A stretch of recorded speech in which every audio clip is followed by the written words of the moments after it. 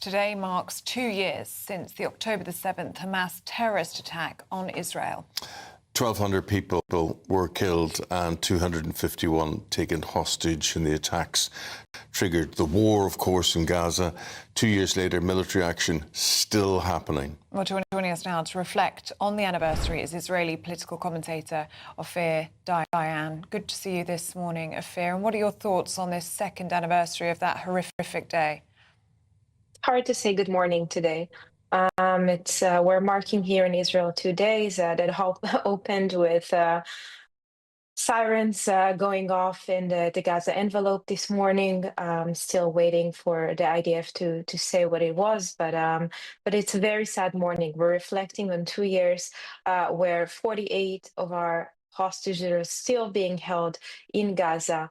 Just to, remind your audience, those are not just Israelis. Even if they were, it wasn't okay, of course. But they are people of all nationalities, including people from Asia and Africa who just came to Israel to learn how to do better agriculture and assist their own countries. So it's a very, very sad morning, marking 48 people still being held captive by Hamas. And as you mentioned, rightfully so, 1,200 people being slaughtered and abused by Hamas terrorists.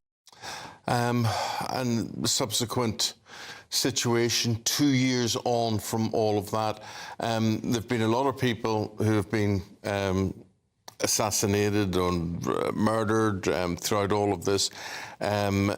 But now we're drawing to a close. Do you actually feel, whether there'd be justice or not, that's another question, but do you feel that events are drawing to a close? I think we're all very optimistic in the past week or so after Trump published his plan to end the war in Gaza. He even implied that it will expand to other areas in the Middle East. I hope that's right. I am very optimistic because I do see Israeli, Hamas, and US and even Turkey and Qatar delegations coming to Egypt and trying to be involved in a certain way to get this thing to end.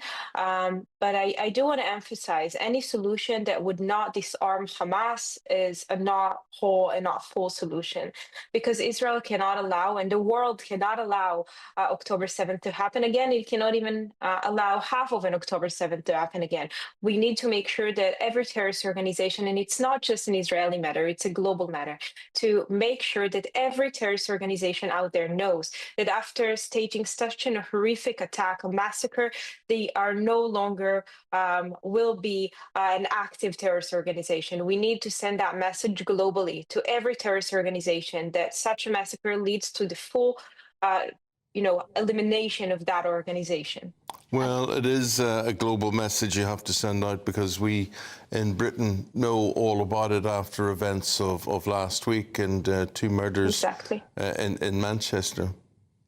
Exactly. I think the Jewish community, I'm not going to speak on behalf of the Jewish community of Britain, but as far as I read and listened to their voices, they are very disturbed of what happened last week in Manchester.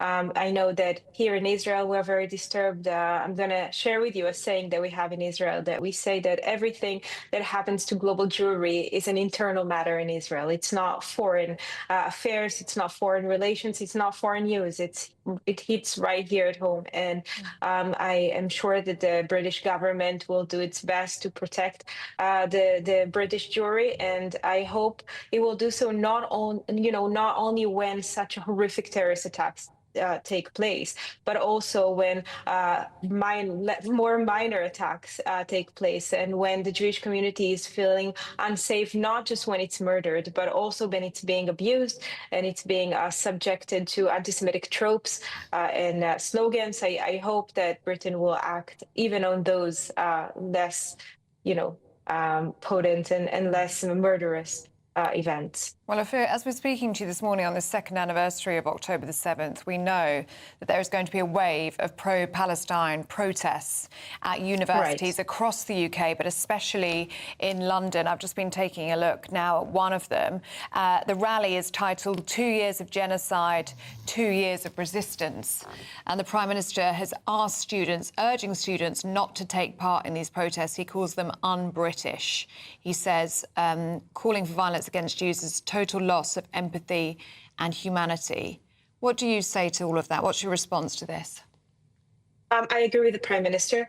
Obviously, those people do not remember what happened on October 7th. And on October 7th, the IDF, the Israel Defense Forces, was not inside the Gaza Strip. There was relative quiet. In 2005, Israel withdrew all its forces, all its civilians from the Gaza Strip, including digging out the graves of those Jews who were buried in the Gaza Strip before 2005.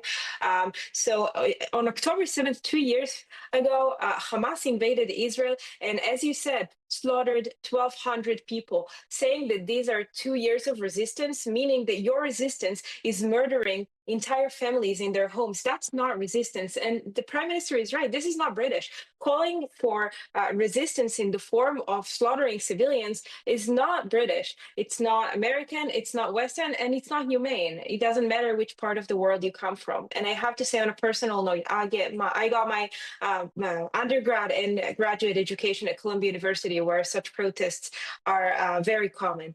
And, I look at those protests and I say to them, you lost your way.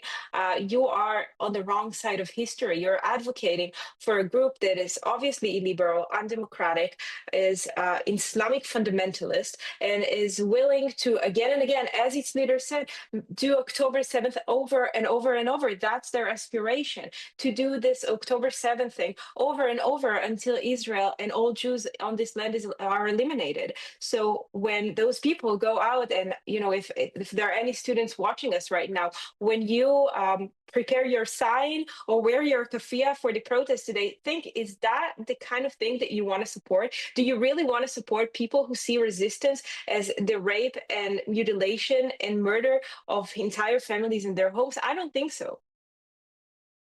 Ophir, thank you very much indeed for your comments this morning on this very sad day, this second anniversary of the October 7th attacks. Our commiserations with you, and we'll say goodbye to you there. Thank you very much indeed. Goodbye, and we'll hope and pray for better days.